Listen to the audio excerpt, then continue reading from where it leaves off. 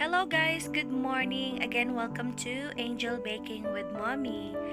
So ngayon, i-share ko sa inyo kung paano ako gumawa ng cake board sa aking mga cakes. So usually naman sa makikita nyo sa aking mga videos is ang mga ginagamit kong cake boards ay ang styrofoam. So mayroon din namang wood board at mayroon din namang clay board. So ang kadalasan ko talagang ginagamit ay ang styrofoam. So, ngayon, i-share ko sa inyo kung paano ko ito ginawa.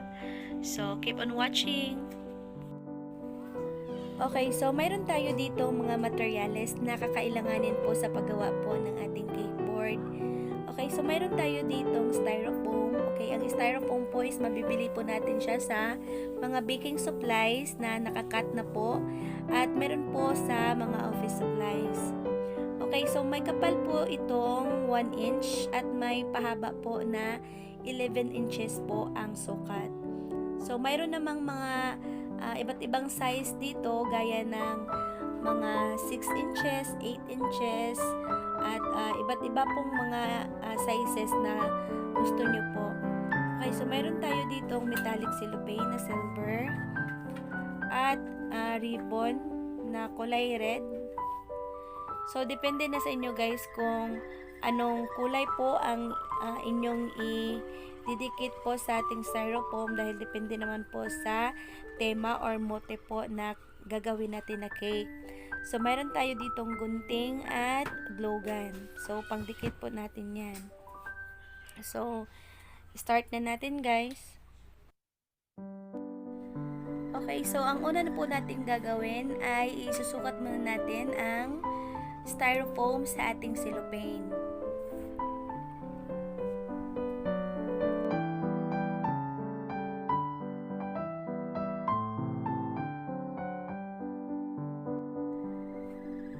So, sapagkat naman ito guys, kailangan may allowance po ang both side po ng ating styrofoam.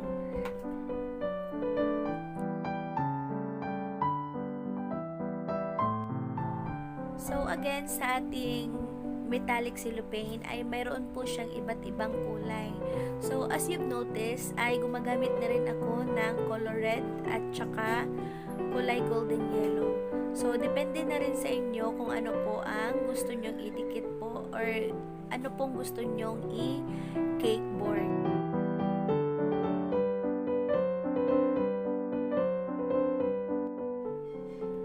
Okay, so pagkatapos natin gupitin po ang ating cellophane, so ngayon ididikit naman natin ito sa ating styrofoam using glue gun.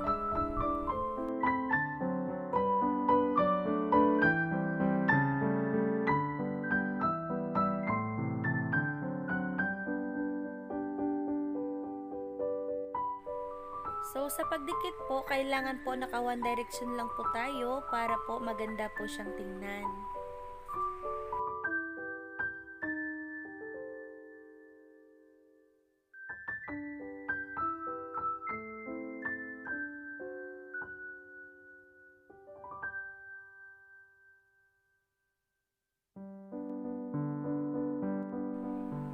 So, after natin po malagyan ng glue, so, idikit na natin ang ating cellophane. So, ganyan.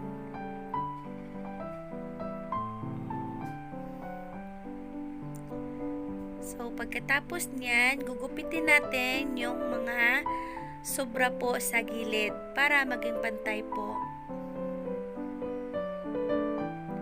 So, i-flip up lang natin and then guntingin natin sa gilid. So, ayan.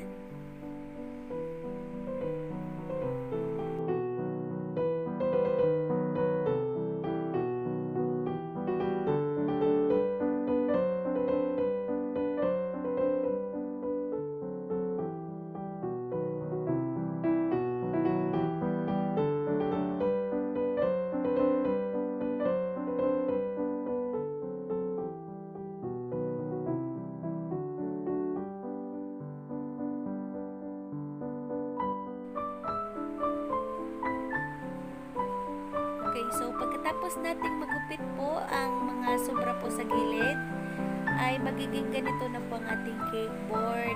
Ayan. So, see, napakaganda. So, dito naman sa gilid, ay lagyan po natin ng ribbon. So, yung kulay red po na prepare po natin kanina. So, idikit po natin dito sa gilid.